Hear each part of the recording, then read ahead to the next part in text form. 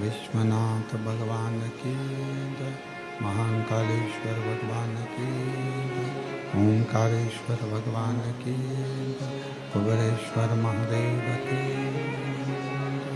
हर हर महादेव, हर हर महादेव, हर हर महादेव। काशी विश्वनाथ ओगड़दानी त्रिकालदर्शी कैलाशी अविनाशी भगवान शिव, जिनकी पुनित पावन पवित्र शिव महापुराण की कथा भगवान शिव की करुणा कृपा उनकी उदारता से भगवान शिव की परम कृपा, परम उदारता, परम दया से बाबा कुबेरेश्वर धाम की पवित्र भूमि से ऑनलाइन शिव महापुराण की कथा, बाहर की आवाज़ खोलो, शिव महापुराण की कथा श्रवण करने का सौभाग्य बाबा देवादिदेव महादेव की करुणा से ये पवित्र पावन बाबा कुबेरेश्वर कुबेर भंडारी की भूमि, जहाँ 5 दिवसीय ऑनलाइन शिव महापुराण की कथा श्रवण करने का सौभाग्य प्राप्त हुआ है।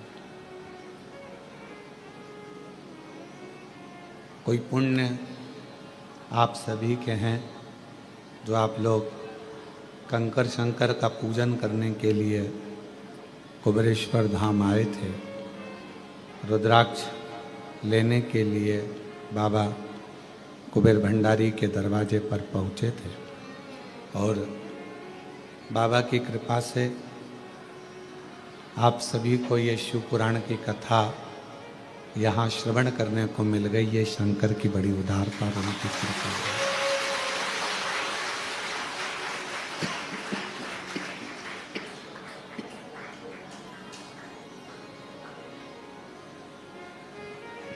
कहीं ना कहीं बाबा को जब करुणा करना होती है, कृपा करना होती है, तो ऐसे ही कृपा करता है।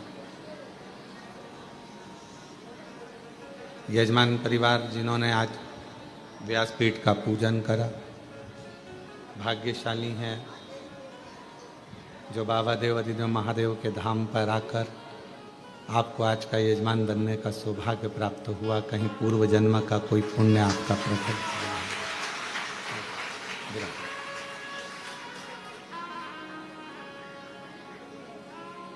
और ये पुण्याई 5 दिवसीय शिव महापुराण की कथा आस्था चैनल के माध्यम से, फेसबुक यूट्यूब के माध्यम से, घर में रहकर, दुकानों पर रहकर, ऑफिस में रहकर इस कथा का लाभ आप और हम सब ले रहे हैं।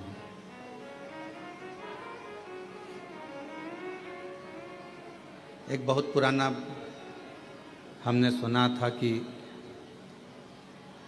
चूल्हे के अंदर यदि एक छोटी सी भी चिंगारी रह जाती है, हवा लगते ही वो अग्नि हो जाती है।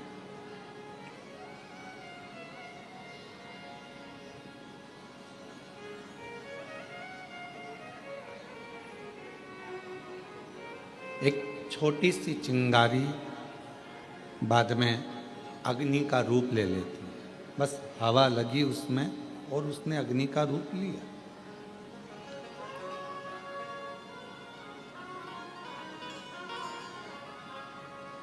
जैसे भट्टी में, चूल्हे में एक छोटी सी अग्नि रखी रहती है जिससे वो कभी भी प्रज्वलित कर ली जाए।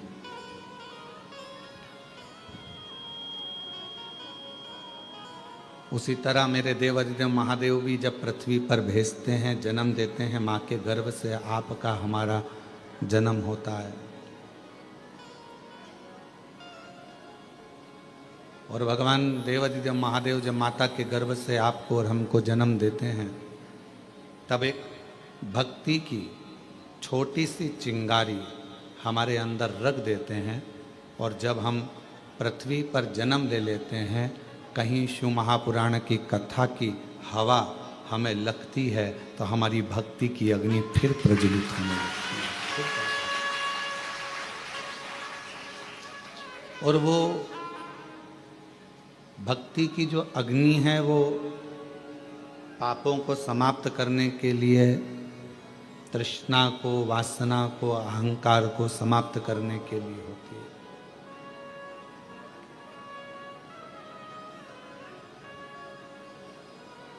यहाँ बैठकर आप कंकर शंकर का पूजन करे, 108 बैठकर 108 बार श्री शिवाय नमस्तुभ्यम का जाप करे।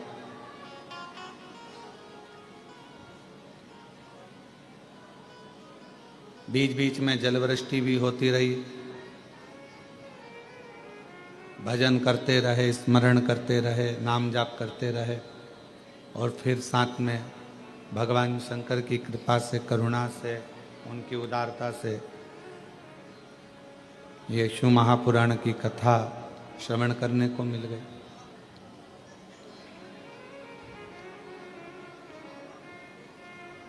हमारे पूर्व का कोई प्रारब्ध होगा, जिस प्रारब्ध के कारण हमको ये सब मिल रहा। पूर्व का कोई प्रारब्ध होगा, कोई अच्छा कर्म होगा, जिसके कारण बस हमें सनातन धर्म में जन्म मिला, भारत वतन मिला, और भगवान देवाधिदेव महादेव की कथा मिली। ये हमारे पूर्व का कोई अच्छा कर्म है।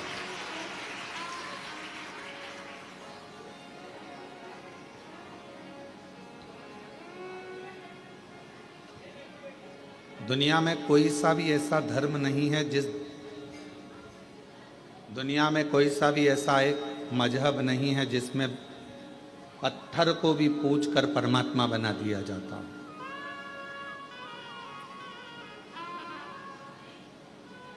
भारत की भूमि पर केवल एक सनातन धर्म ऐसा है, हिंदू धर्म ऐसा है, जो एक पत्थर को भी पूछकर परमात्मा बना देते हैं और परमात्मा की आराधना कर लेते हैं।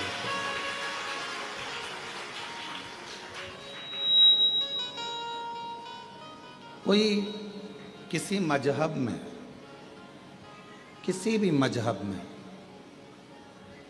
परमात्मा की पूजन कर कर, एक कंकर की पूजन कर कर, एक पाषाण की पूजन कर कर उसमें परमात्मा कैसे देखें?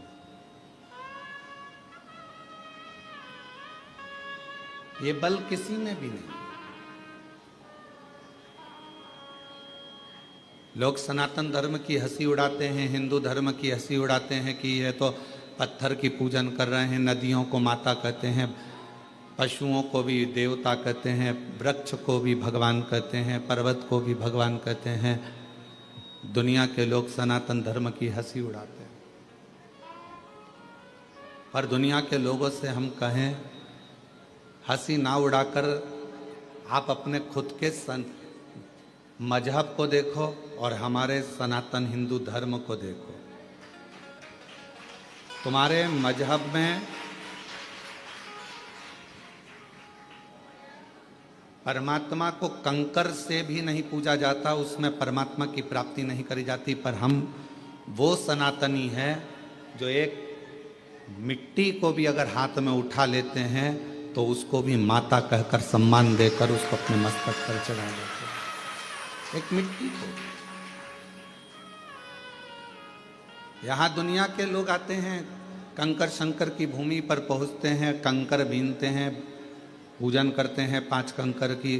एक कंकर अपने साथ में लेकर जाते हैं, 3 महीने में, 6 महीने में, साल भर में, जब भी वो इधर आते हैं वापिस छोड़ जाते हैं, फिर ले जाते हैं।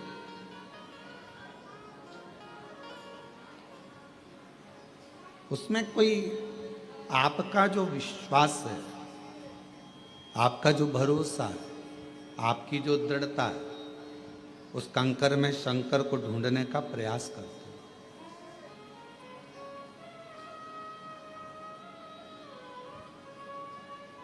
और मैंने तेरे ही भरोसे बाबा, तेरे ही भरोसे हवा भी उड़ती जावांगी बाबा।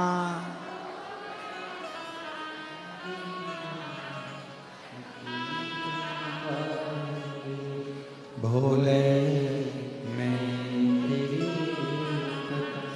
शंभो मैं तेरी हवा भी उड़ती जावांगी बाबा। डोर हत्तो छड़ी नाम कटी जा भोले मैं तेरी शंभू मैं एक भक्ति की चिंगारी हमारे भीतर है और वह भक्ति की चिंगारी ही हमें परमात्मा से मिलाती है। सब शिव महापुराण को नहीं सुनते, सब शंकर जी के मंदिर नहीं जाते, सब कुबेरेश्वर धाम नहीं आते। कौन शिव महापुराण की कथा सुन रहा है, कौन शंकर जी के मंदिर जा रहा है, कौन कुबेरेश्वर धाम जा रहा है, कौन उज्जैनी, कौन विश्वनाथ जा रहा है, कौन गंगा को नहा रहा है, कौन आराधना कर रहा है, साधना कर रहा है। भगवान ने सबको अपने जिसके हृदय में भक्ति देकर परमात्मा ने भेजा और थोड़ी सी भी हवा उस भक्ति की चिंगारी पर पड़ी, परमात्मा ने उसको खींचकर कुबेरेश्वर धाम की धरा तक लिया। भगवान ने बुलाया और वो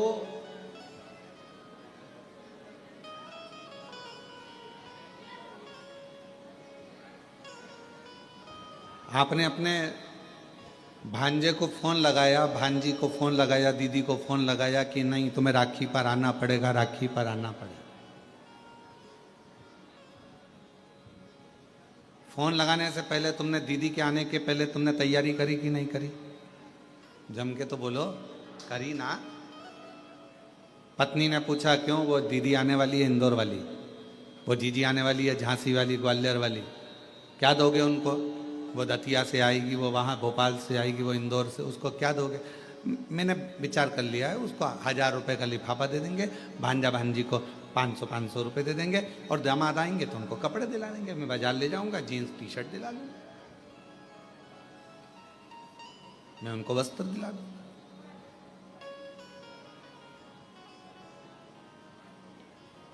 बहन को घर पर बुलाया, भांजे को घर पर बुलाया, उसके पहले तुमने व्यवस्था कर ली देने की।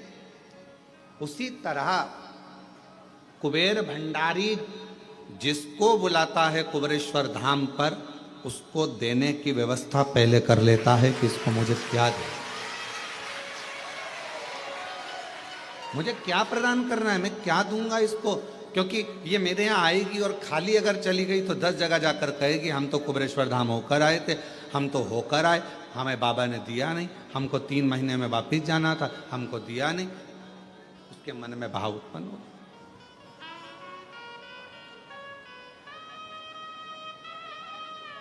वो व्यवस्था करता है पहले। कितने लोग हैं जो भोपाल से इंदौर निकल जाते हैं पर कुबेरेश्वर धाम अंदर तक नहीं आते, और एक दिन ऐसा आता है कि वो कुबेरेश्वर धाम में अंदर तक आ जाते हैं दर्शन करने के लिए। क्यों? बाबा बुलाता तब ना। और तेरी कृपा बिना ना हिले एक भी लेते हैं सांस तेरी कृपा से, बखान क्या करूं मैं राखों के ढेर का, चपटी भभूत में खजाना कुबेर का, हे गंगाधर मुक्ति द्वार ओंकार भोले ओंकार आयो शरण तिहार शंभु तारता।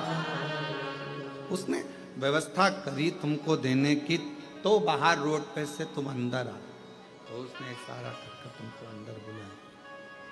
वो अगर व्यवस्था नहीं करता, वो व्यवस्था कुछ करता ही नहीं, तो वो तुम अंदर भी नहीं आते, बाहर से ही निकल कर चले जाते।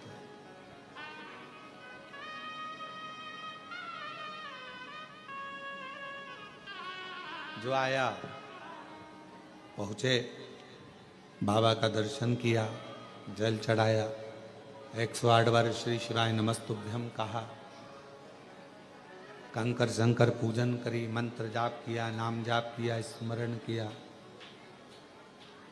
तो शिव त्रिकालदर्शी कैलाशी अविनाशी भगवान शंकर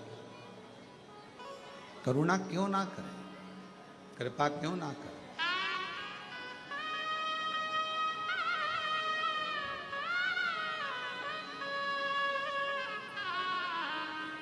फिर शिव करुणा क्यों ना करे। आप कहीं पर भी रहो, जहां तुम्हारी मर्जी पड़े वहां रहिए, घर में, दुकान पर, फैक्ट्री में, मकान में, सर्विस में, नौकरी में, जहां तुम्हारा मर्जी पड़े वहां रहो। कई माताएं कहती हैं, कई भाई कहते हैं कि हम मंदिर नहीं जा पाते क्योंकि हमारी कॉलोनी से मंदिर बहुत दूर है। कई लोग कहते हैं कि हमारी सोसाइटी में मंदिर नहीं है। कोई कहता है हम इतनी बड़ी सिटी में रहते हैं कि वहां मंदिर हमारे पास में लगता नहीं। कोई कहता है कि हमारे यहाँ मंदिर तो है पर मंदिर के अंदर जाने नहीं देते।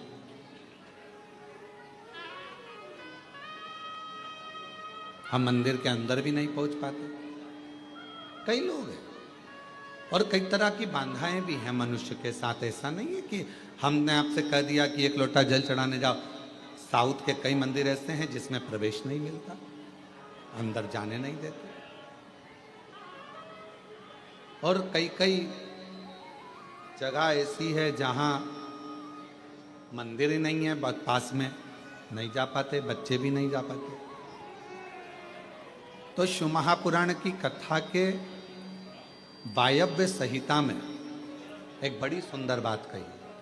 बड़ा सावधानी से सुनिएगा इस चरित्र को। वायव्य संहिता में श्री वेदव्यास जी वर्णन कर रहे हैं, और वायव्य संहिता के अंतर्गत वेदव्यास जी कहते हैं कि अगर तुम मंदिर तक ना जा सको, तुम शिव पर एक लोटा जल चढ़ाने के लिए अपने नजदीक के शिवालय में, देवालय में ना जा सकें, कोई मंदिर नजदीक नहीं है, कोई शिवालय नजदीक नहीं है, तो वायव्य संहिता में वेदव्यास जी कहते हैं कि अपने घर में यदि बेलपत्र का वृक्ष है, बेलपत्र का छोटा सा भी अगर पौधा है, तो उसमें थोड़ा भी जल आप प्रतिदिन चढ़ा रहे हो तो समझ लेना कि 12 ज्योतिर्लिंग में आप जल चढ़ा रहे हो। 12। ये वायव्य संहिता कर रहे।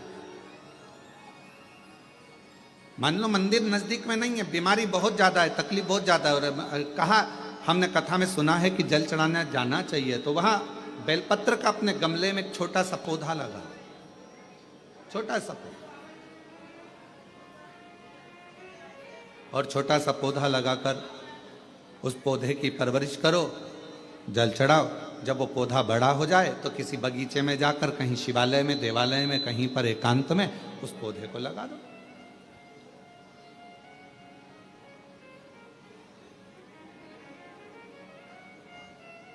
जैसे तुलसा जी को बड़ा कर कर तुलसा जी का मंगल विवाह शालिग्राम जी से होता है, देव उठनी एकादशी पर शालिग्राम बाबा के साथ मंगल विवाह किया जाता है, वैसे ही बेलपत्र के पौधे को बड़ा कर कर उसको भी शिव को समर्पित किया जाता है,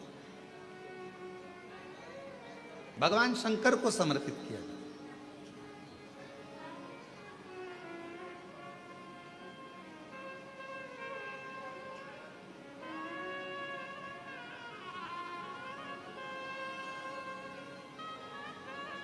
पर उस पौधे को पहले आपको बड़ा करना पड़ता है। पहले जैसे बेटी को बड़ा करते हैं और फिर उसका कन्यादान करते हैं, बेटी को बड़ा कर कर कन्यादान देते हैं, उसी तरह से बेलपत्र के पौधे को बड़ा कर कर उसकी आराधना साधना कर कर फिर उसका दान दिया जाए। कई लोग बड़े विचित्र हैं कि भाई हमको बेलपत्री का पौधा दान करना है, कुबरेश्वर धाम आए, उज्जैनी गए, किसी गुरुजी के यहाँ गए और बाजार में से पौधा ले लिया और बेलपत्र का पौधा दान कर दिया। उसको कम से कम थोड़ा समय अपने घर में तो रखो।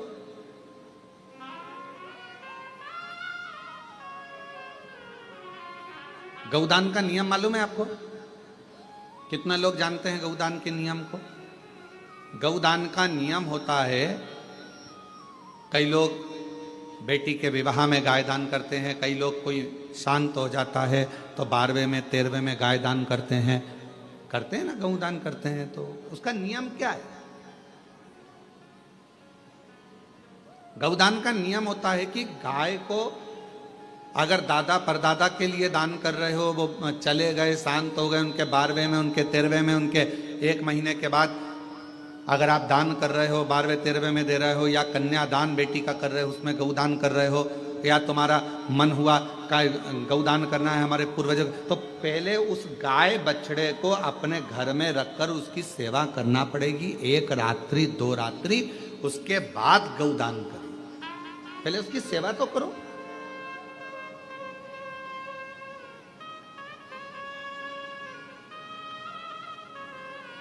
आपने तो डायरेक्ट फोन कर कर कह दिया गाय लिया ना,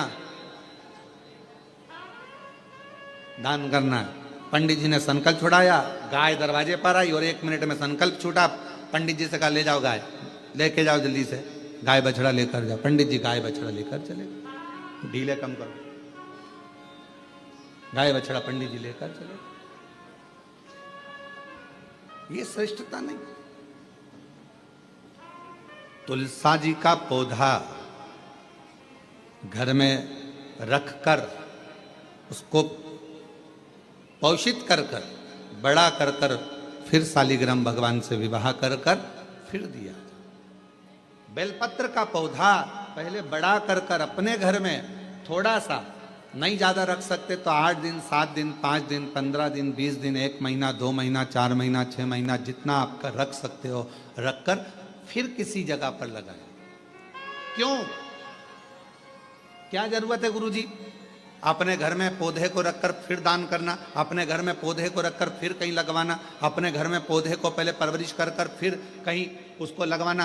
कारण क्या पड़ता है? कारण एक है, वायव्य संहिता शिव महापुराण की कहती है, अगर हमने किसी बेलपत्र के पौधे को अपने घर में रखकर 5 दिन 7 दिन 1 महीना 15 दिन 6 महीना उसको परवरिश करा, तो हमारे घर का कितना भी नेगेटिवता, कितनी भी हमारे घर में कुछ भी गंदा हो रहा है, कुछ गलत हो रहा है, कोई गलत हो रहा है, कोई झूठ बोल रहा है, कोई पाप कर्म हो गया हमारे घर में, इस भूमि पर जिसमें हम रहते हैं उस घर में एनर्जी अगर नहीं है, तो आपने उस पौधे को अपने घर में रखकर उसका परवरिश कर कर 15 दिन 7 दिन 1 महीना 2 महीना 6 महीना 8 महीना जितना तुम्हारा मन कर जाए, 1 दिन 2 दिन जितना मन कर, उसके बाद पौधे को कहीं लगवा। क्यों? वो हमारे घर का पूरा गलत जो भी विचार होंगे, गलत सोच, गलत विचार, गलत ऊर्जा वो पौधा ग्रहण कर लेता है। बेलपत्र का पौधा अपने अंदर उतार लेता है। बेलपत्र का,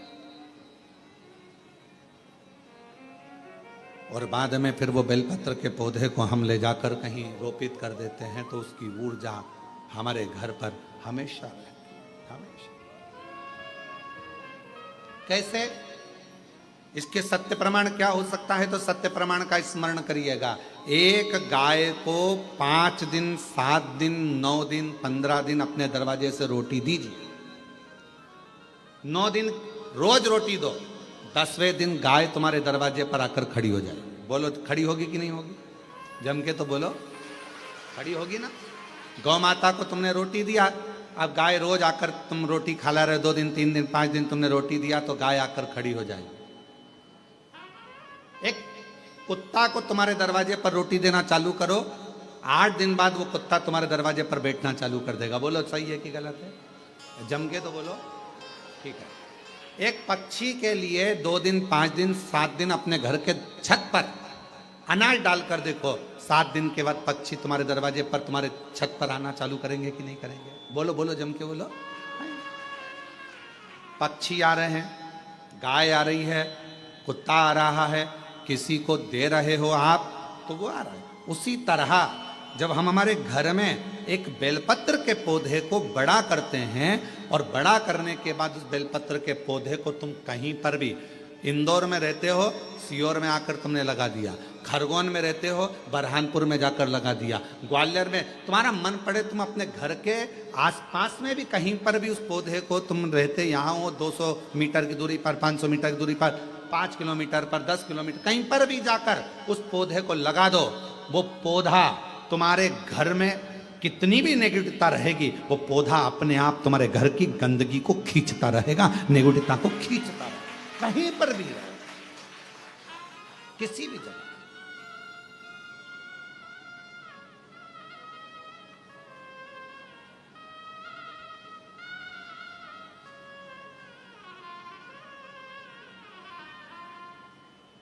उस ऊर्जा को वो पौधा अपने पास की ऊर्जा को देता रहता है, देता रहता है। और सरल भाषा में समझो, वायव्य संहिता को व्यास जी महाराज द्वारा रचित शिव महापुराण की वायव्य संहिता और सरल भाषा में समझो।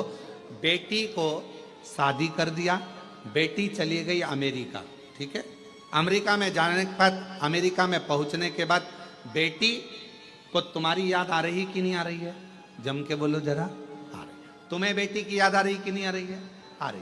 याद आ गई तो वो कभी ना कभी तो तुमसे फोन पर बात करेगी, मम्मी कैसी हो, मैं पहुंच गई हूँ, अच्छे से हूँ, अभी कितनी बज रही है तुम्हारे इंडिया में, हमारे यहाँ तो ये टाइम हो रहा है। बेटी से बात करो उसकी, अर्थात वो अपनी ऊर्जा से तुम्हारी ऊर्जा की ओर अग्रणी। अपने घर में रखे हुए बेलपत्र के पौधे को अपन ने जो पाला है, जो अपने पौधे को पोषित किया है, बड़ा किया है, 6 महीना, 2 महीना, 15 दिन, 1 दिन, 8 दिन, जितना भी तुम रखे हो, उसके बाद तुम कहीं पर भी जाकर लगाओगे, तुम्हारे घर का जो गंदगी होगी, जो दुख होगा, जो तकलीफ होगी, वो पौधा उसको खींचते चले जाएगा और अपनी ऊर्जा देता चलेगा, अपनी ऊर्जा। एक बेलपत्र में कितना बल है, कितना, एक बेलपत्र की ऊर्जा में कितना बल है। एक पत्र है, अच्छा है, देखिए।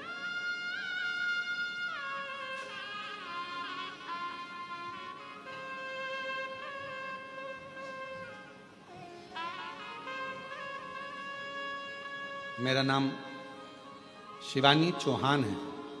मैं रहने वाली निवासी मनासा जिला देवास से आई हूँ।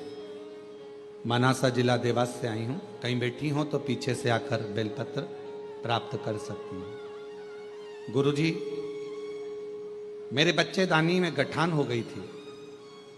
मैंने सोनकच्छ, देवास, उज्जैन सब डॉक्टरों को दिखाया, सबने ऑपरेशन का बोला था।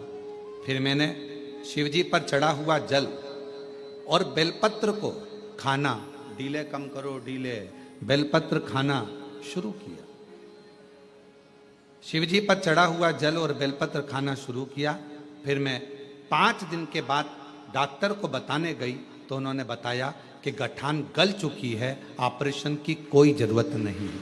ये पत्र, ऑपरेशन की कोई जरूरत नहीं, गठान गल गई।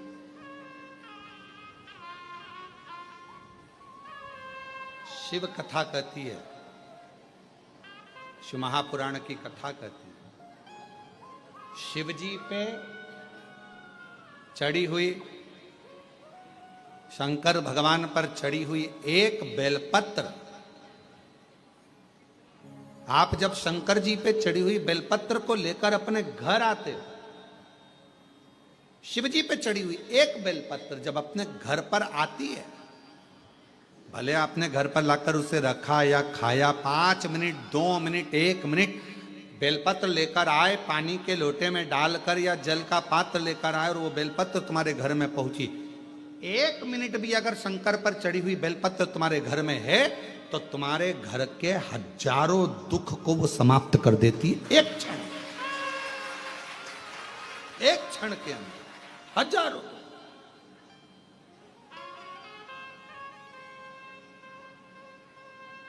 एक पत्र और है, देखिए, अच्छा है, बहुत अच्छा।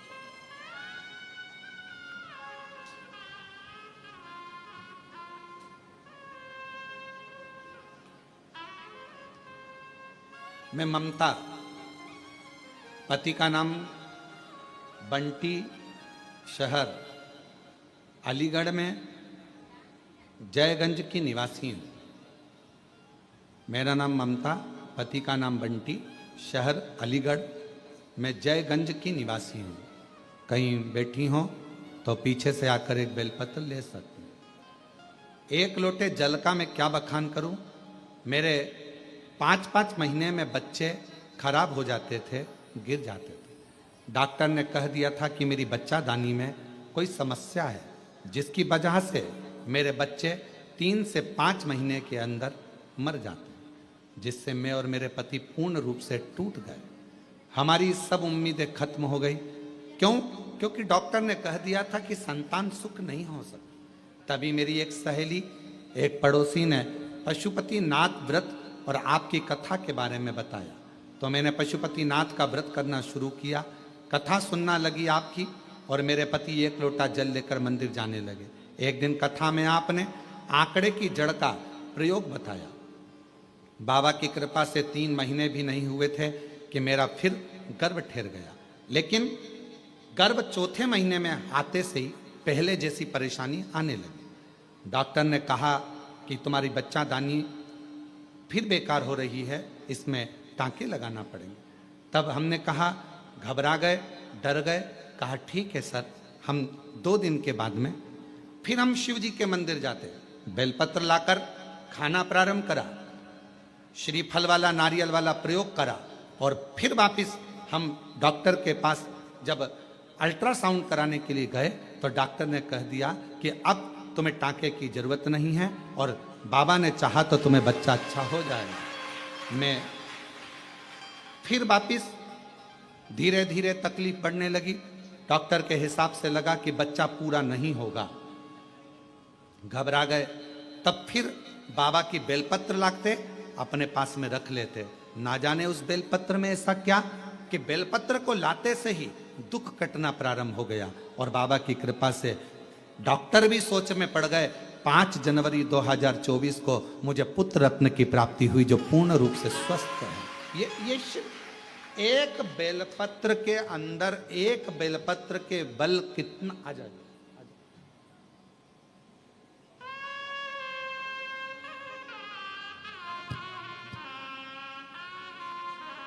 इनको हो गए, ठीक है बैठा, ठीक है बेटा बैठा। किसके हो गया था? ठीक है।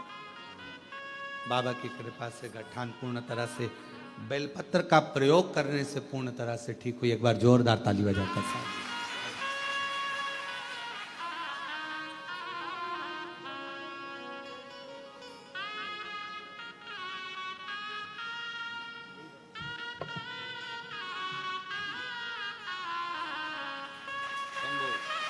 एक बार जोरदार ताली बजा।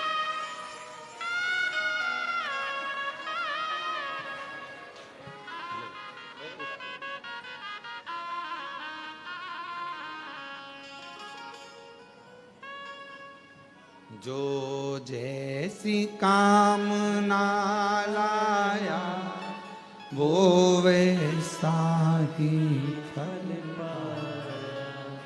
जो जैसी कामना लाया, वो वैसा ही फल पाया। नहीं खाली उसे लौटाया, वो मन ही मन हर्षाया, और कर दिया माला माल काशी वाले, लुटा दिया भंडार काशी वाले, लुटा दिया भंडार काशी वाले, कर दिया माला। वो शिव है, वो शंकर, वो ओगड़ी, वो दयालु, वो सागर, वो कृपा करने वाला, वो दया करने वाला, वो दया की पूंजी, वो कृपा की पूंजी, करुणा की पूंजी। अब जिस भरोसे से, जिस विश्वास से, जिस आनंद से जिस भरोसे से, जिस दृढ़ता से, जिस आनंद से उसको पूछते हो, उसको भजते हो, उसका स्मरण करते हो, उसको नाम जाप करते हो, उसको पूछते हो, वो उस रूप में आपके सामने आकर खड़ा हो जाता है। उस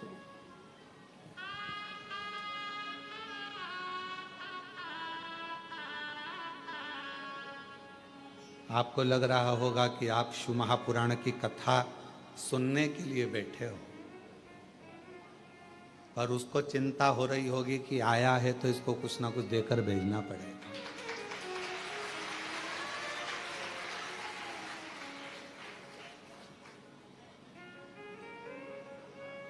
आप तो आ गए कथा सुनने के लिए कि हम कंकर शंकर का पूजन करने आए हैं, यहाँ पर 108 बार श्री शिवाय नमस्तुभ्यम बोलने के लिए आए हैं, कंकर शंकर का पूजन करने आए हैं।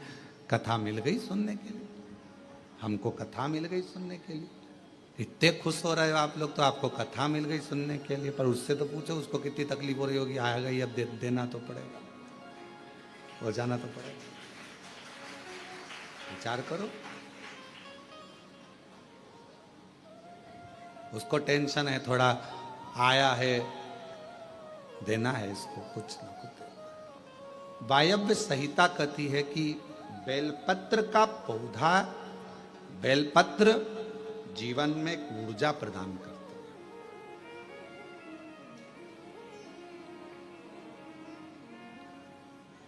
आप करके देखो, एक प्रैक्टिकल जरूर करो।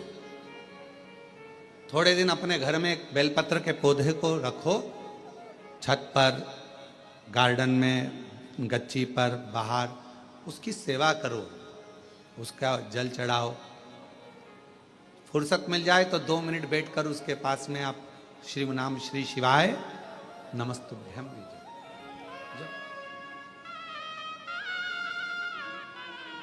थोड़ी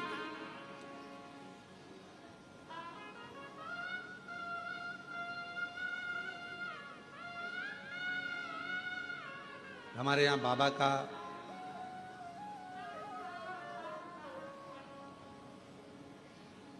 आप लोग जब पीछे ग्राउंड में जहाँ कथा होती है उस ग्राउंड से अगर उधर जाएंगे तो देखेंगे वहाँ बाबा की बेलपत्रियों की एक वाटिका है। और उस वाटिका में आसपास में आप 2 क्षण के लिए बैठकर भी अगर भगवत नाम श्री शिवाय नमस्तुभ्यम का स्मरण करते हैं तो आपको इसमें आनंद की अनुभूति होती है।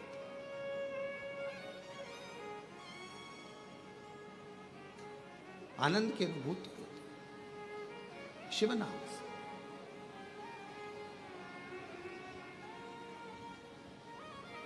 हमारे बाबा का जो पुराना वट वृक्ष है, अभी तो वहाँ खैर काम चल रहा है, इसलिए आप लोगों को वहाँ अंदर जाने की अनुमति नहीं होती है, तो वहाँ जाने नहीं देते हैं। पर जो पुराना वट वृक्ष है वहाँ पर भी आप कभी जब वहाँ का काम पूरा हो जाएगा तो आप लोग दर्शन करेंगे। जब आप वहाँ पहुँचेंगे, बैठेंगे, वहाँ की ऊर्जा का स्मरण करेंगे तो आपको ज्ञात होगा।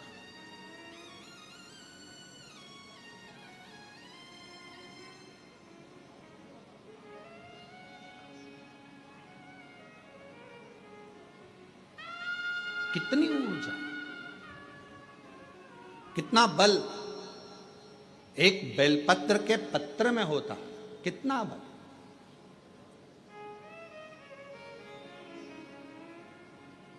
और हम सबसे कहेंगे, जिन मेरी बहनों के हाथ कंपन होते हैं, हाथ कांपते हैं, जिन मेरे भाइयों का शरीर कांपता है, थोड़ा थोड़ा कंपन शरीर में होता रहता है, हम उनको भी कहेंगे, उनसे भी निवेदन करें कि अपने जेब में 2 जेब होती है, एक जेब में मोबाइल रखो मना नहीं है, एक जेब में पैसा रखो मना नहीं, पर एक जेब में आप शिव जी पे चढ़ी हुई बेलपत्र को रखना प्रारंभ करो, फिर आपके शरीर का स्थिरता धीरे धीरे धीरे धीरे अपने आप पाना प्रारंभ हो।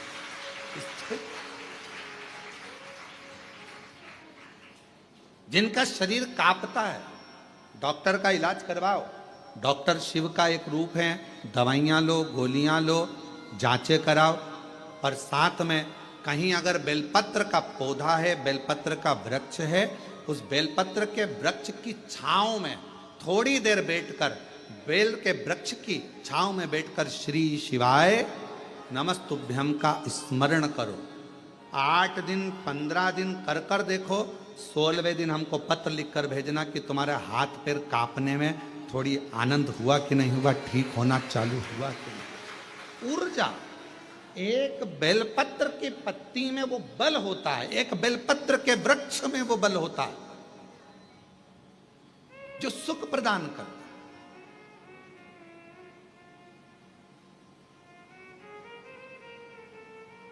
जैसे जामुन के वृक्ष की लकड़ी को तुम्हारे घर की पानी की टंकी कितनी भी गंदी हो रही हो, तुम्हारे घर के पानी की टंकी में कितना भी कचरा हो, कितना भी बदबू मार रहा हो, कितनी भी गंदगी हो, एक जामुन की लकड़ी जैसे घर के पानी की टंकी में डाल दी जाती है तो पूरा पानी एकदम क्लीन हो जाता है, साफ हो जाता है।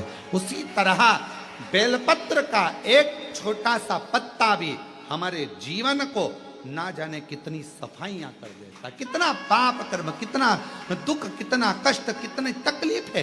एक बेलपत्र का पौधा, एक बेलपत्र का पत्ता हमारे जीवन को आनंद दे दे। भाई अब संहिता शिव महापुराण की कथा कर, एक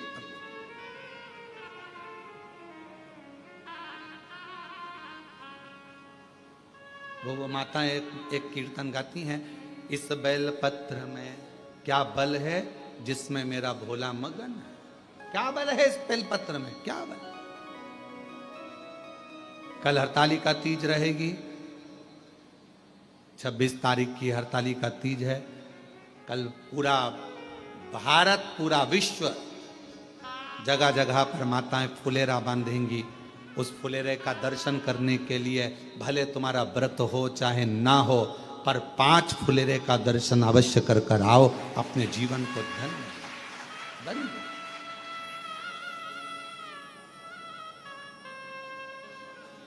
धन्य करो। यहां पर भी फुलेरा बनता है, हम व्यासपीठ जहां है, यहाँ पर हर साल कई वर्ष हो गए बनते हुए। बाबा के, हमारे घर पर भी बनता है, बाबा के धाम जहाँ जहाँ मंदिर है हो सकता है। हम तो यहाँ तक कहेंगे आप लोगों से, किसी शिव मंदिर में अगर कोई फुलेरा ना बांधे और आपको अगर भगवान सामर्थ्यता दिया है तो कुछ पेड़ों की पत्तियाँ तोड़कर उसको धागे में बांधकर फूल वगैरह लगाकर आप अपनी तरफ से 2 लकड़ियों को या 4 लकड़ियों का कैसा भी बनाकर, या डलिया हो तो डलिया, उसको बांधकर शिव जी के मंदिर में आप ही अपनी तरफ से फुलेरा लटकाया ना तो वो भी आएंगे। क्या लगा?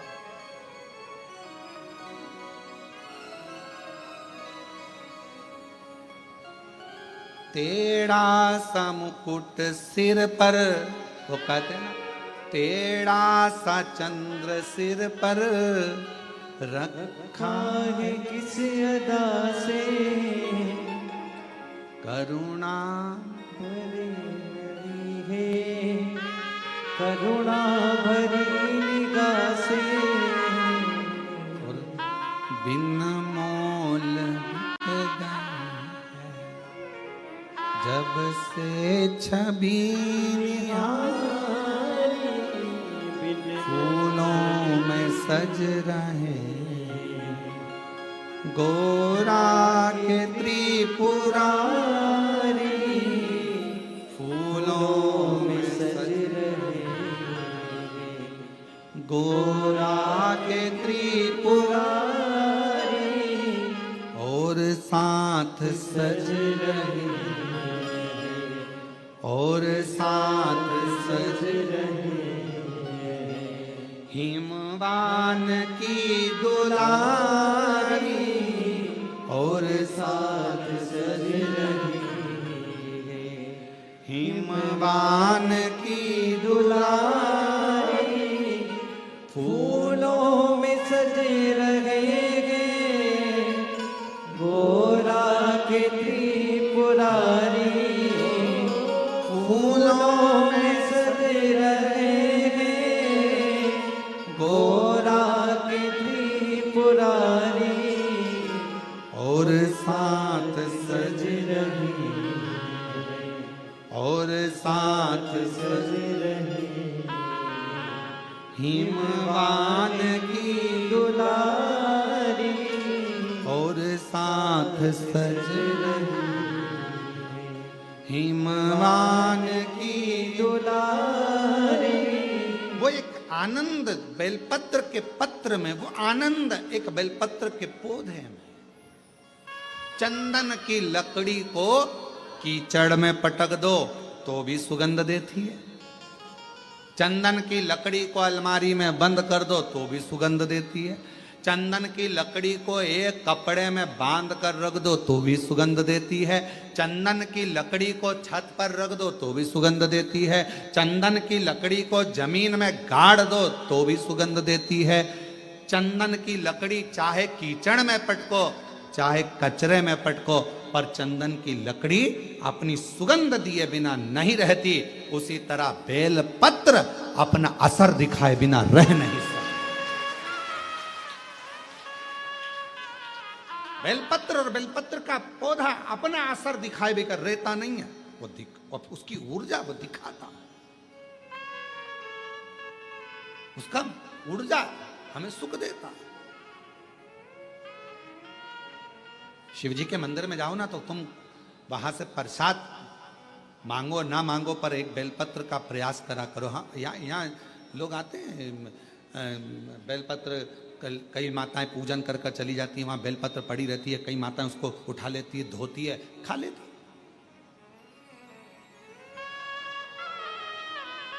उठा लेती, खाती। कई माता यहाँ का बेलपत्र उनको लगा कि हम वो दूसरे ने पूजन करी। नहीं नहीं, बेलपत्र तो बेलपत्र है ना, शिव तो शिव है ना। किसी ने कह दिया शंकर जी के मंदिर में कौन कैसा बेलपत्र चढ़ा कर गया, कौन की क्या कामना थी, शंकर जी को बेलपत्र चढ़ा कर गया, वो बेलपत्र हम उठा कर लिया, खा लिया तो कोई कष्ट तो। अरे कौन ने कहा कष्ट? बेलपत्र अपना असर दिखाता है। कोई भी चढ़ाए, कैसा भी चढ़ाए, चलो तुम जाओ बेलपत्र की बात में लोग कह रहे हैं वो बेलपत्र हमारे ऊपर असर करेगा कि नहीं करेगा। हम एक बात कहते हैं, 10 का नोट या तुम एक काम करो 500 का नोट, कोई मुर्दे को जलाने के लिए शमशान में गए और चलते चलते शमशान के पास में 500 का नोट की गड्डी मिल गई तुमको। 500 के नोट की गड्डी, 50,000 रुपए तुमको मिल गए और तुमने वो उठा लिए। अब वो नोट निकाल कर चाय वाले की दुकान पर जाकर पूछना, भैया हमें शमशान से मिला था, चलेगा क्या? चलेगा कि नहीं चलेगा? फिर वही 500 रुपए लेकर तुम सुनार की दुकान पे जाना, क्या भैया हमें कोई अच्छी सी लौंग बता दो, हमें 5-10 हजार रुपए की, पर हमारी को गड्डी जो है बोलो बोलो शमशान से मिली है, तुम्हें चलेगी कि नहीं चलेगी? वो कहेगा नोट तो नोट है रे, शमशान का होए चाहे मसाण का होए चाहे व्यापार का, नोट तो नोट, 500 का नोट तो चलेगा। और पटक के गड्डी देख ले, दौड़ेगा भी, 2 मिनट में गड्डी गायब, तो पटक के देख। अब उसको क्या करना, शमशान का है कि कहाँ का है, उसको तो मतलब है नोट से। उसी तरह बेलपत्र कैसा है, कौन ने चढ़ाया, किसने चढ़ाया, कैसे चढ़ाया? आप तो बाबा का नाम लेकर श्री शिवाय नमस्तुभ्यम, मेरे बाबा इसको औषधि कर दो, मेरे बाबा प्रसाद के रूप में दे दो, औषधि कर कर दे दो, बाबा बड़ी दुखी हूं, कष्ट में हूं, कंकर शंकर पे से उठाया, लिया, धोया, खाया, शिव जी को समर्पित। अब उसमें भेद करना,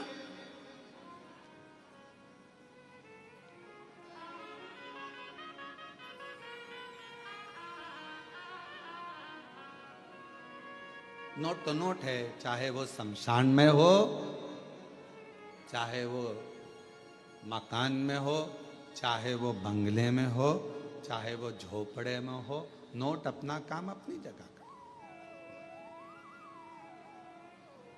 इसलिए निवेदन है, भ्रम में बिल्कुल मत पड़ना, बहुत भ्रम फैला रहे हैं लोग आज के जमाने में।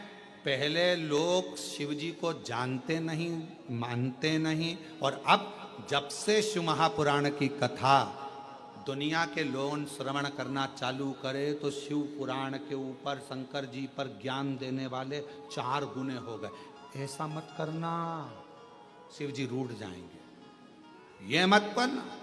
शंकर जी के मंदिर में जाओ तो ऐसा करो, शिव जी के मंदिर में गए हो तो जल मत ज्ञान देने वाले शंकर जी के प्रति दुनिया ढेर सारी हो जाएगी। जब सोशल मीडिया खोलोगे, इंस्टाग्राम खोलोगे, व्हाट्सएप खोलोगे, फेसबुक खोलोगे, तुम्हें ढेर सारे मिल जाएंगे। शिव जी का ऐसा, शिव जी का वैसा।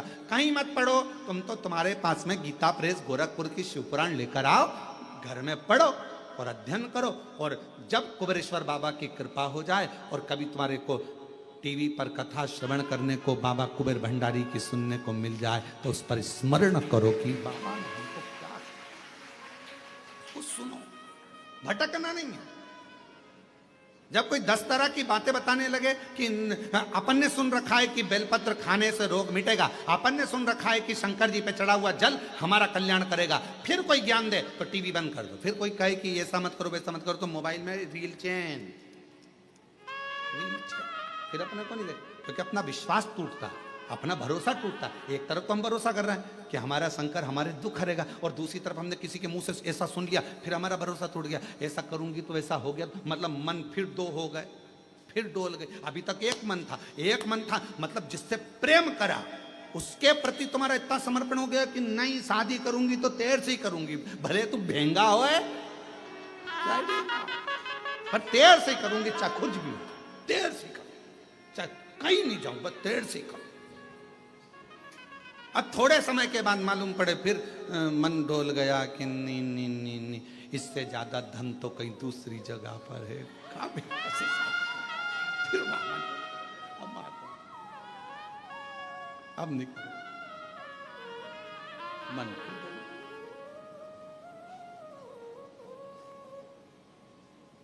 स्थिर मन रखिए। हमने कुबेरेश्वर बाबा के मुख से हमने शिव महापुराण की कथा को श्रवण करा है, और हमने उनके मुख से सुना है कि जल पीने से दुख कटेगा। कटेगा ये इतने पत्र, एक पत्र और अच्छा है देखो।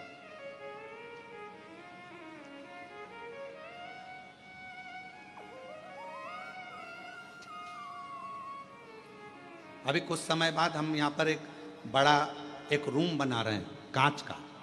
जितने पत्र बाहर भी पढ़ते हैं कथाओं में, और जितने पत्र यहाँ आते हैं, जिन जिनको बाबा ने कृपा करी, उन सब के पत्र, आप कहाँ हो उससे मतलब नहीं, आपका पत्र मेरे बाबा के दरवाजे पर हमेशा आपके रूप में रहेगा। ये पत्र इकट्ठे करें।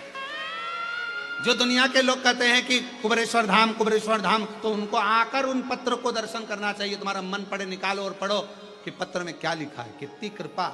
एक पत्र देखिए, मेरा नाम कृष्णा गोस्वामी है, मैं झांसी उत्तर प्रदेश से हूं, मेरी उम्र 85 साल, और मैं 2022 से रोज शिव महापुराण की कथा आपकी सुन रही हूं। गुरुजी, मेरी शिव महापुराण छूटती नहीं, मैं ऐसा बाबा के मन में भाव रखकर कथा सुनती। बीच बीच में कथा नहीं आती तो मैं टेंशन में पड़ जाती। मेरी जी बिल्कुल टेंशन मत लो, प्रयास करते हैं कि कथा में गैप ना हो, चाहे कैसे भी कथा आपको सुनने को मिले, भले ऑनलाइन मिले पर मिल जाए और आप लोग श्रवण कर लें, इसलिए ऐसा प्रयास किया। गुरुजी, शिव महापुराण सुनते बाबा की ऐसी कृपा हुई कि असंभव भी शिव महापुराण कथा के सुनने से संभव हुआ। गुरुदेव, सीहोर में हमारे मामा जी के घर हैं, पता चला कि ऑनलाइन शिव महापुराण की कथा आपकी चल रही है। गुरुदेव, 10 साल से मुझे एक बीमारी थी यूरिन की, वो प्रॉब्लम इतनी ज़्यादा थी कि उसका ऑपरेशन डॉक्टर मेरी उम्र के हिसाब से नहीं कर सकते। पर 10 जून को हम बाबा के इस पवित्र प्रांगण को आए और बाबा से विनय कर कर गए कि 10 साल से मुझे यूरिन की तकलीफ है और मैं कहीं जा नहीं सकती, आ नहीं सकती, इतनी ज़्यादा तकलीफ है। 10 साल। पर किसी ने कहा है कि कुबेरेश्वर धाम की भूमि पर अगर कंकर शंकर का पूजन करा जाए और एक रुद्राक्ष लेकर जाया जाए, उसका जल पिया जाए, बाबा कृपा कर। गुरुजी, मैं एक दिन भी सही से नहीं रहती थी उस यूरिन की प्रॉब्लम के कारण। 10 साल से तकलीफ में थी। 10 जून से यहाँ से जब से मैं बाबा की पूजन कर कर गई हूँ, आज तक बाबा की कृपा से मुझे कोई तकलीफ नहीं हुई यूरिन की, मैं बाबा की कृपा से ठीक। कहीं बैठी हो तो बेलपत्र लेने के लिए आ सकती। मेरा नाम कृष्णा गोस्वामी है, मैं झांसी उत्तर प्रदेश से हूं। मेरी उम्र 85 साल है। शिव की और तेरी कृपा का किस पर हो, जरा सी हम पर कर दो, जरा सी हम पर कर दो।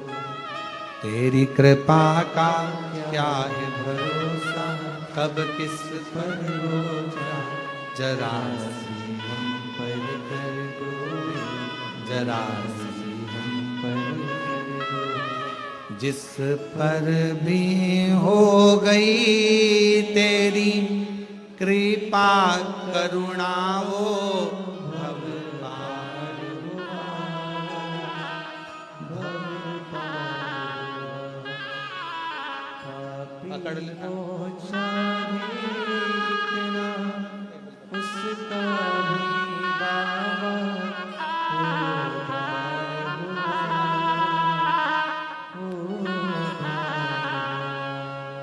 आ जाओ, धीरे से आ जाओ। जैसे तेरे मन को भाए, जरा सी हम पर कर दो, जरा सी हम पर कर दो। तेरी कृपा का क्या है भरोसा, कब किस पर हो जाए, जरा सी हम पर कर दो, जरा हम पर कर दो।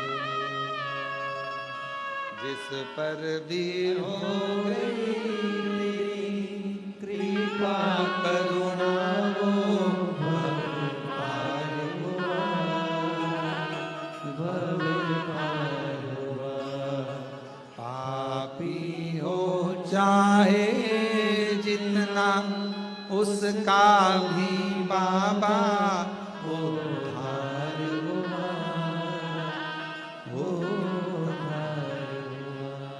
गिद्ध अजामिल गणिका जैसे तेरे मन को भाए, जरा हम पर कर दो, जरा हम पर कर दो। जैसे चंदन की लकड़ी को कहीं पर भी दबा दो, चंदन की लकड़ी भले कीचड़ में पड़ी हो पर वो अपनी सुगंध देती ही देती है। उसी तरह बेलपत्र कैसा भी हो वो हमको फल देता ही देता है, उसका आनंद हमारी जिंदगी में सुख प्रदान करता है। इसलिए तेरे डमरू की धुन सुन के मैं काशी नगरिया तेरे डमरू की धुन सुन के मैं काशी नगरिया, तेरे डमरू की धुन सुन के मैं काशी नगरिया हूँ। तेरे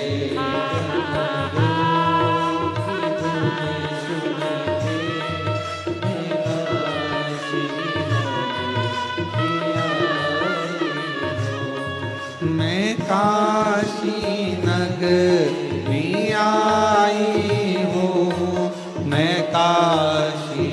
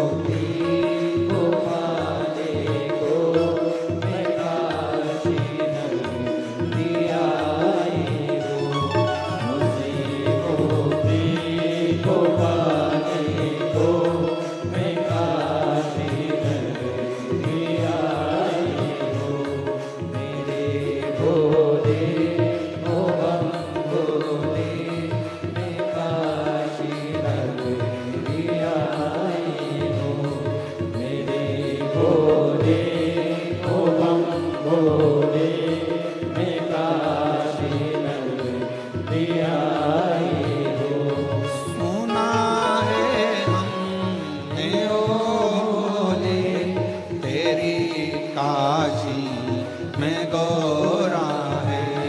सुना है हमने ओ भोले तेरी काशी में गौरा है। सुना है हमने ओ भोले तेरी काशी में गौरा है। सुना है हमने ओ भोले तेरी काशी में गौरा है। उसी गौरा को पाने को मैं काशी नगरी आई हूँ। उसी गौरा को पाने को मैं काशी नगरी आई हूँ। मेरे भोले ओ बम भोले मैं काशी नगरी आई हूँ। मेरे भोले ओ बम भोले मैं काशी नगरी आई हूँ। मैं काशी नगरी आई हूँ। मैं काशी नगरी आई हूँ। मैं काशी नगरी आई हूँ। मैं काशी नगरी आई हूँ। हर अपने स्थान पर बैठकर भगवान शिव जी से अपने मन का भाव करिए, दिल से प्रार्थना करो, विनय करो, निवेदन करो। जहाँ जगह मिले वहाँ बैठकर भगवान शिव जी से अपने मन का भाव कहो, हृदय से प्रार्थना करिए, विनय करिए, निवेदन करिए। दिल से बाबा को जहाँ भी जगह मिले वहाँ बैठ जाओ और बाबा को अपने हृदय का भाव बड़े आनंद के साथ कहें।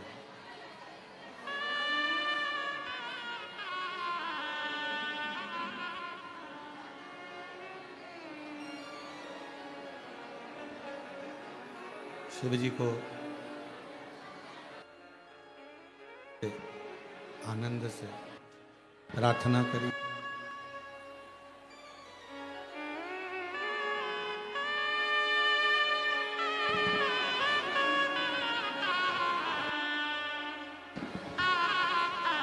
शिव कृपा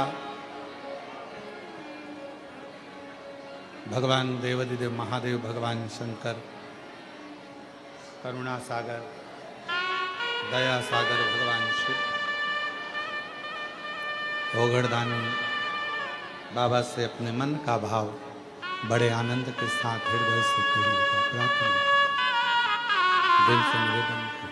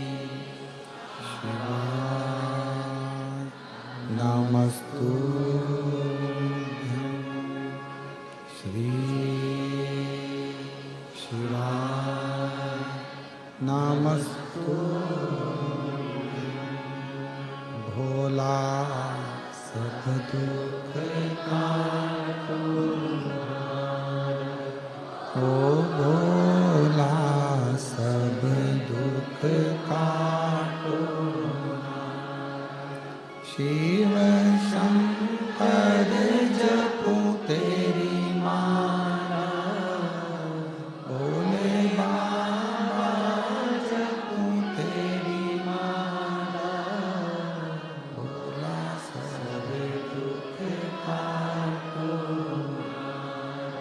ओ भोला सब दुख काटो। वेश मंगलकारी, वेश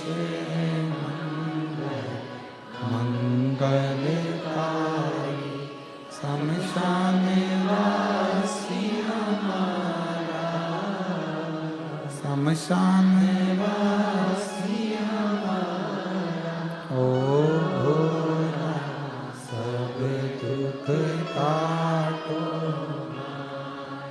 ओ भोला सब दुख काटो।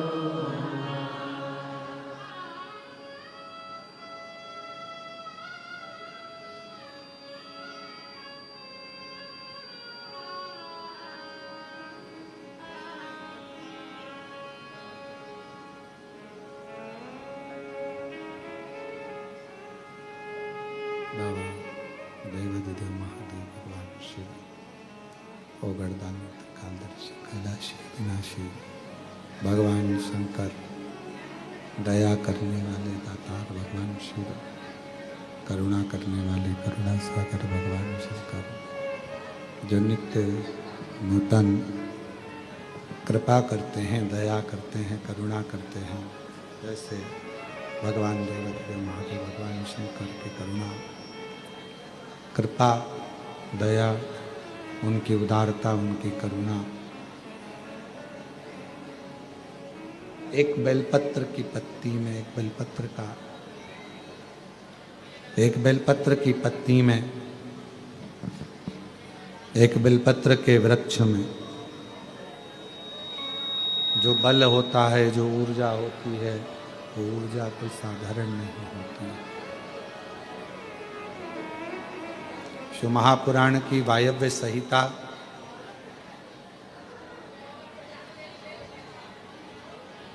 आप और हमको ये उपदेश देती है, ये बताती है कि जब मानव या मनुष्य किसी भी विघ्न में, किसी भी तकलीफ में, किसी भी कष्ट में घिरता है, तब उस समय पर उसको बेलपत्र के वृक्ष की छांव एक बल देती है, एक ऊर्जा देती है, एक बल देगी, एक ऊर्जा देगी।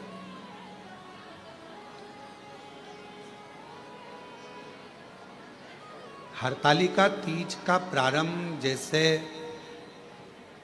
मां पार्वती जी बाल्यावस्था में थी,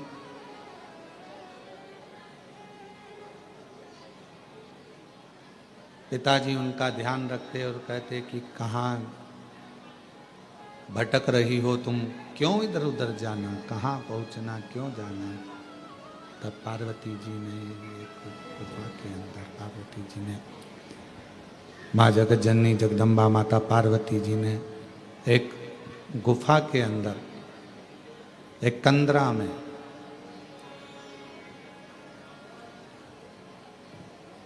बालू का शिवलिंग बनाकर, एक कंदरा में बालू का शिवलिंग बनाकर अपनी सहेलियों के साथ में हरताली का व्रत किया।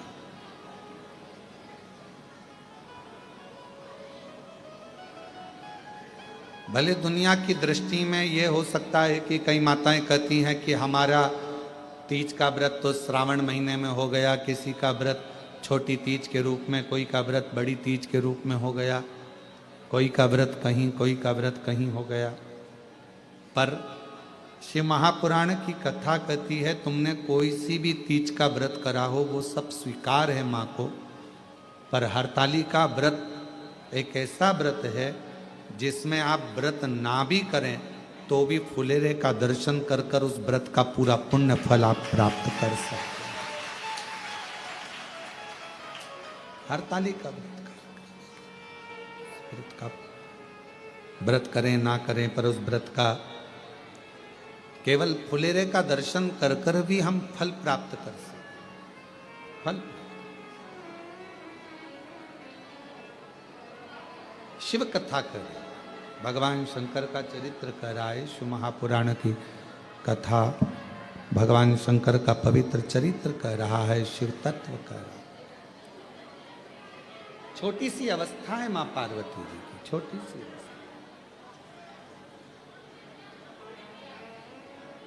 और मां जगतजननी पार्वती जी की जब छोटी सी अवस्था है और उस अवस्था में अपनी सहेलियों के साथ में कंदराओं में पहुंच जाना, वन में पहुंच जाना और कंदराओं में जाकर भगवान शंकर की आराधना करना,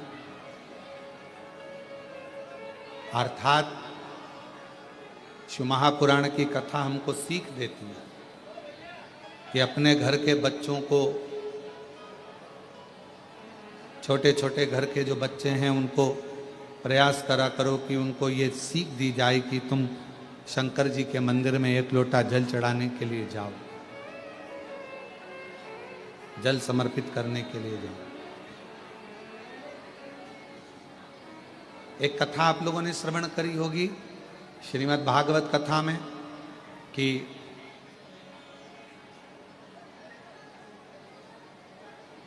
देवता और राक्षसों ने मिलकर मंथन किया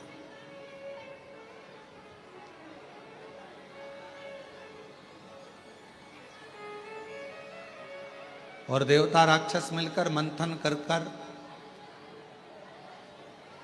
अमृत की प्राप्ति कर रहे हैं। पर उस अमृत से पहले जब वो अमृत प्राप्त होता है उसके पहले गौ माता भी निकलती है उस मंथन में, विष भी निकलता है उस मंथन में।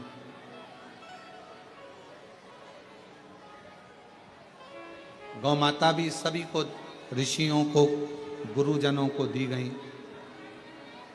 विष निकला, उस विष को भगवान देवादिदेव महादेव को दिया गया, भगवान शंकर को दिया गया। बाहर की आवाज बढ़ा दो जिससे चोंगों की आवाज दूर दूर तक सुनाई।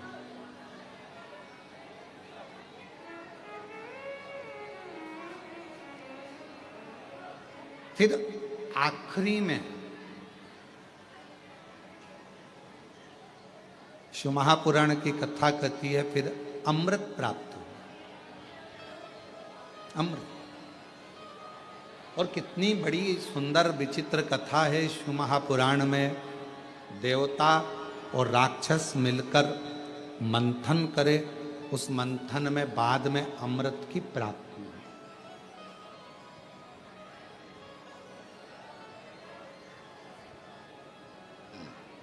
मंथन में अमृत निकला। घर में भी दो तरह के लोग रहते हैं, समाज में, परिवार में, मोहल्ले में, कुटुंब में, गांव में, नगर में, शहर में दो विचार के लोग रहते हैं। एक देव बुद्धि के लोग रहते हैं, एक राक्षस बुद्धि के लोग। और प्रतिदिन अपने घरों में अपन, हो सकता है कि कोई का स्वभाव क्रूर हो, राक्षस प्रवृत्ति का हो, असुर प्रवृत्ति का हो, थोड़ा क्रोधीला हो, और किसी किसी का स्वभाव एकदम नम्र, देवताओं की तुल्य, गौ माता के तुल्य अच्छा हो, श्रेष्ठ हो, किसी किसी का स्वभाव अच्छा हो।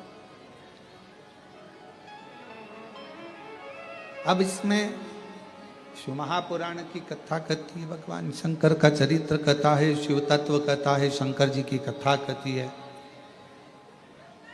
आपस में कितना भी झगड़ा हो रहा हो, आपस में कितनी भी लड़ाई हो रही हो, कितना भी झगड़ा हो रहा हो, पर आखिरी में जैसे मंथन में विष निकला, गौमाता निकली, रतन निकला, माणिक मोती निकले, औषधि निकली, उसी तरह घर में जब क्लेश होता है, एक दूसरे से झगड़ा, सास बहू का झगड़ा हो, बहन भाई का झगड़ा हो, बहन बहन का झगड़ा हो, देवरानी जेठानी का झगड़ा हो, परिवार मोहल्ले में कितना भी झगड़ा हो, पर शिव पुराण की कथा कहती है इन झगड़े में आखिरी में इतना याद जरूर रखना कि सब निकल जाए मन का मेल, तब अमृत जरूर निकलना चाहिए, मतलब एक दूसरे में साझा जरूर होना चाहिए। तब एक दूसरे से साझा बनाओ। जेठानी से कितना भी झगड़ा हो जाए ना, देवरानी से कितना भी झगड़ा हो जाए, सास बहू का कितना भी झगड़ा हो जाए, भाई भाई का कितना भी झगड़ा हो जाए, रिश्तेदार का कितना भी झगड़ा हो जाए, मोहल्ले में कितना भी आपस में झगड़ा हो जाए, पर शिव महापुराण की कथा कहती है झगड़ा कितना भी हुआ हो पर बात करना कभी बंद मत करो, भले थोड़ी करो पर बात जरूर। क्यों? कितना बड़ा भी झगड़ा हो उसका अंत बातों से ही होता है। हम क्या करते हैं कि झगड़ा हुआ तो बात करना बंद कर देते हैं, झगड़ा हुआ तो हमने बोलना बंद कर दिया, झगड़ा हो गया तो हमने उसका मुंह देखना बंद कर दिया, झगड़ा हो गया तो हमने बात करना बंद कर दी। मतलब वो फिर बात धीरे धीरे धीरे धीरे बढ़ती जाती और वो झगड़ा फिर आखिरी में बहुत बड़ा घात उत्पन्न करता है, घर को, परिवार को, कुटुंब को, नातों को, रिश्तों को तोड़ देता, तोड़। कितना भी झगड़ा, बात करना कभी बंद मत करो। थोड़ा थोड़ा चर्चा, थोड़ी थोड़ी बातें चलते रहे। कभी सीखिएगा अपने जीवन में संतों से, साधुओं से, गुरुजनों से, तपस्वियों से, साधकों से, उपासकों से अच्छा कोई जीवन में कोई गुरु मिल जाए तो उससे सीखने का प्रयास करिएगा। यहाँ तक आपको शिव महापुराण की कथा भी ये सीख देती है कि आप सीखिएगा कि कितना कितना दुनिया के कितना कितना लोग अपशब्द कहते हैं, ताना देते हैं, गालियाँ देते हैं, आड़ा टेढ़ा कहते हैं। कई लोग अपने अपने फेसबुक पर, अपने अपने लेखनी में हर कुछ हमारे लिए हो चाहे बाबा के लिए हो लिख देते हैं और वो लोग फिर दूसरी बार धाम पर आते हैं, पर हम कभी भी उनसे इस तरह की बात नहीं करते कि तुमने क्या लिखा। हम उनका सम्मान ही करते हैं, उन्होंने जो लिखा अपनी मर्जी से। कभी तो बाबा कृपा करेगा।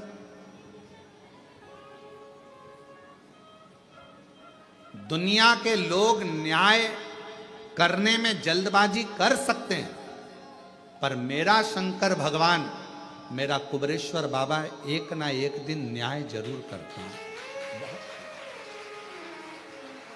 किसी ने हमको गाली दी है तो उसको भी एक ना एक दिन गाली खाने को मिलती ही है। किसी ने हमको अपशब्द कहा तो उसको भी एक ना एक दिन अपशब्द सुनने को मिलता ही है। किसी ने हम पर उंगली उठाई तो एक ना एक दिन उस पर भी उंगली उठती ही है। ये विचार अपने अंदर, आप शंकर के भक्त,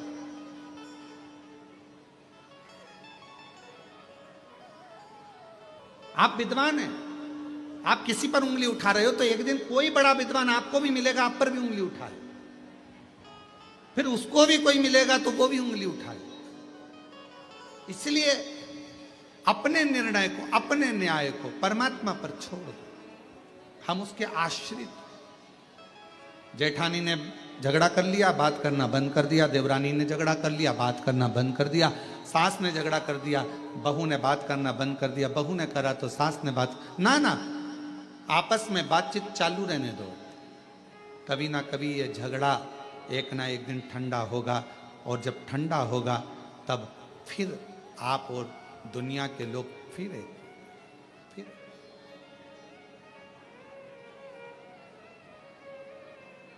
एक मंथन हुआ, समुद्र मंथन में विष निकला, गौ माता निकली, औषधि निकली, रतन निकला, माणिक मोती निकले, उसके बाद में अमृत बाद में निकला, अमृत बाद में। और बाद में हुआ क्या?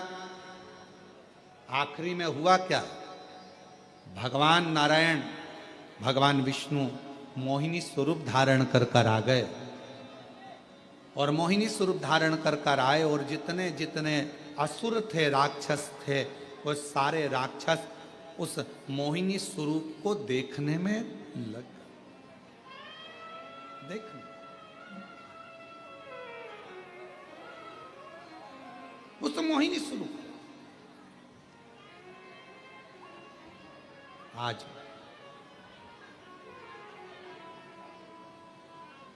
कथा कह रही है ये समुद्र मंथन की, और मंथन की कथा कर रही है कि राक्षसों का ध्यान, असुरों का ध्यान भगवान नारायण के उस मोहिनी स्वरूप पर चला गया और अमृत भूल गए, अमृत भूल गए।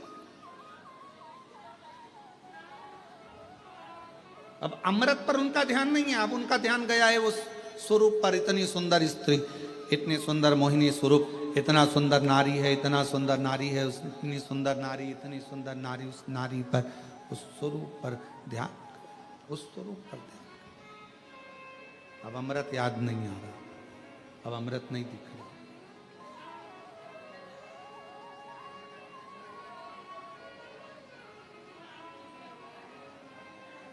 जिसकी बुद्धि, जिसका विवेक, जिसकी दृष्टि गलत हो जाती है, वह अच्छाइयों को छोड़कर बुराइयां छांटने लगती है। एक तरफ सुंदर स्त्री है, दूसरी तरफ अमृत है। असुरों को यह थोड़ी ना मालूम है कि इसमें नारायण है, वो तो स्त्री है ना उनके लिए। एक तरफ सुंदर स्त्री है, एक तरफ अमृत है।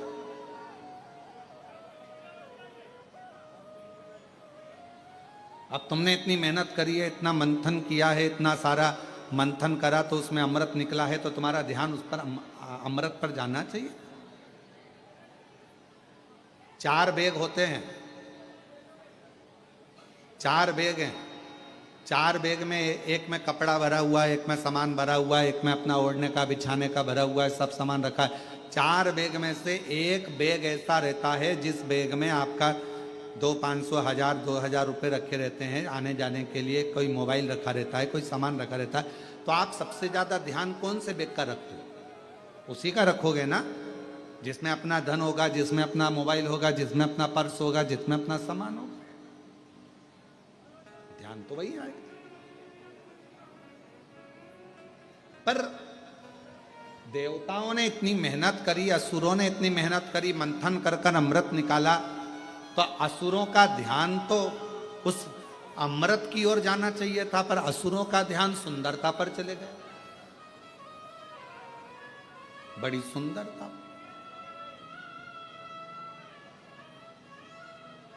उनका ध्यान अमृत पर नहीं गया, स्त्री की सुंदरता पर गया।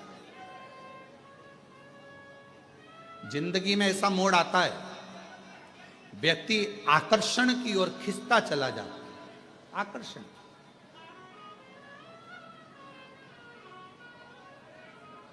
कोई ने बहुत बड़ी जटा बढ़ा ली, कोई ने बहुत चंदन लगा लिया, कोई ने बहुत श्रृंगार कर लिया, तो लगा बहुत पहुंचा हुआ बाबा होगा, बहुत पहुंचा हुआ बाबा जी है, बहुत पहुंचा हुआ संत है, बहुत पहुंचा हुआ सन्यासी। कोई ने फैलारा ज्यादा कर लिया तो बहुत पहुंचा हुआ बाबा होगा, संत होगा। ना ना ना, इससे पहचान नहीं होती। संत की, सदगुरु की, साधु की, सन्यासी की, तपस्वी की, साधक की, उपासक की, एक सच्चे भक्त की पहचान केवल एक है, वो अकेला रहे चाहे भीड़ में रहे, उसके चेहरे पर प्रसन्नता बनी ही रहे।